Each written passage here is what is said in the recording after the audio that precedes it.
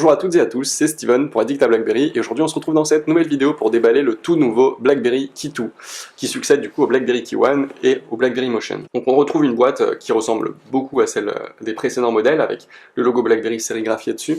Donc on l'ouvre et on retrouve du coup le BlackBerry Key 2 avec le logo BlackBerry Key 2 qui est en relief sur la boîte. On continue d'ouvrir cette seconde boîte et on tombe sur le téléphone avec son écran et son clavier. On en parlera juste après.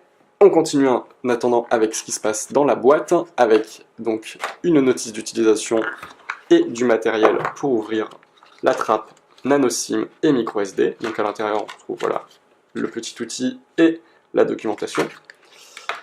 Et on trouve enfin à l'intérieur de la boîte un chargeur français, des écouteurs intra qui sont sérigraphiés BlackBerry et un câble USB type C juste là.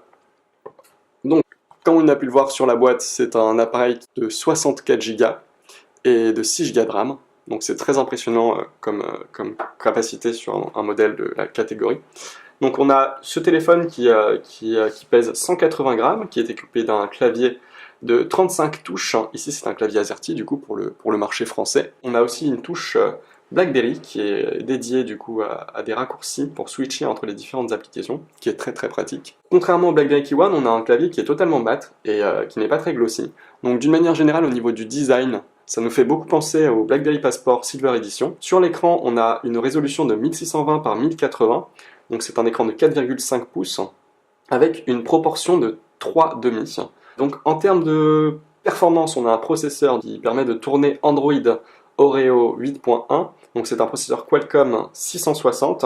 Donc au niveau de la mémoire, on en a parlé évidemment, et on peut l'étendre avec une trappe micro SD et SIM qui se situe juste là. Donc on a une batterie de 3500 mAh que l'on peut charger avec un USB type C comme on l'avait évoqué juste avant. Ce téléphone est très beau et comme vous avez pu le voir à l'arrière, on a un joli soft touch avec deux appareils photo de 12 mégapixels avec un flash LED dual tone.